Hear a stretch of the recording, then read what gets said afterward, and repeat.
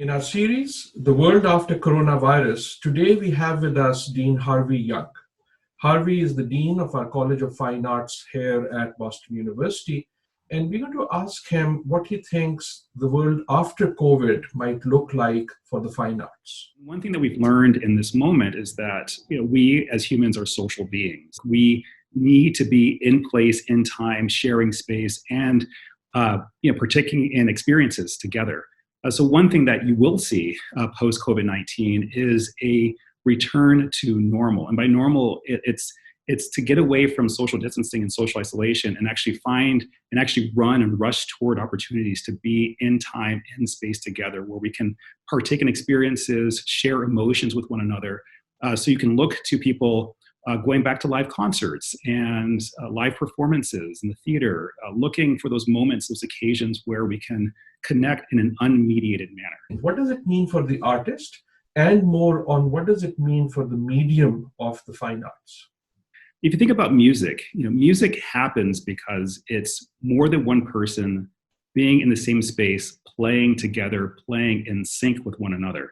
The whole nature of an ensemble, the power of an orchestra, it's all those people, it's all that skill working in harmony with one another. There's lots and lots of videos of the pop-up concert or orchestra, or people sort of singing in with others, across, distances using mediated technology such as Zoom or Skype.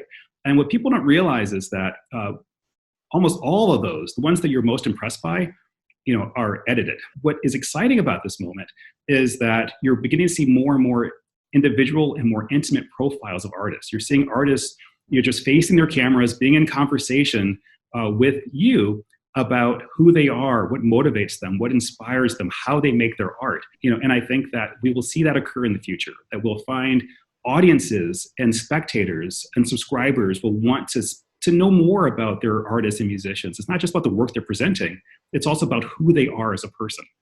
Now, that being said, I think the thing that will change the most will be how information, how the arts get delivered. So we will continue to have live performances happening, but if you look at the economic models of the arts, the financial model for the arts is being disrupted right now by COVID-19. And COVID has changed their timeline, changed their plans. And what I can imagine occurring over the next few years is that, and certainly within the next 12 months, some of our mid-sized and struggling arts organizations, will collapse. They will not continue. We will not see them when we emerge from this COVID moment. But one thing that history tells us is that, the arts are resilient and that there will be new arts organizations, new companies that will emerge. That will occur. But in the short term, we're going to see a number of mid-sized companies collapse. And that's the hard reality of where we are right now. And what a person can do if you're committed to the arts is, if you're a subscriber to a museum, if you're a subscriber to a theater company, if you're a subscriber to any arts organization, rather than seeking a refund for the canceled show or performance, gift that money, gift that ticket value back to the arts organization. Whatever you can do to be helpful for artists who are laid off, out of work, struggling themselves in this moment, you should do. What do you think this moment is doing to those who are consuming art? Either in art that's already produced or that will be produced later. This moment is helping us realize how important and key and necessary the arts are to our very core being, our fiber. If you think about the challenges of social distancing and social isolation, self-isolation, it's taking us out of community. And where we're finding connection, where we're finding a sense of togetherness, even if it gets approximated through a remote technology, it's through the arts. It's Netflix, and it's not just watching a movie.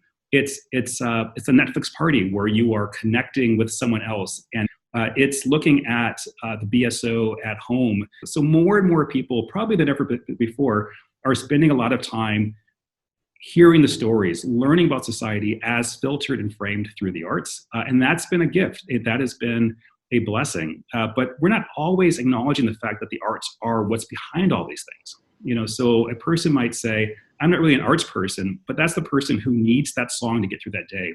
That's that person who needs that TV show for a laugh. It's that person who might sit down, with a young person, or even sit down by themselves and then learn how to draw for the first time, learn how to paint, learn how to express themselves visually.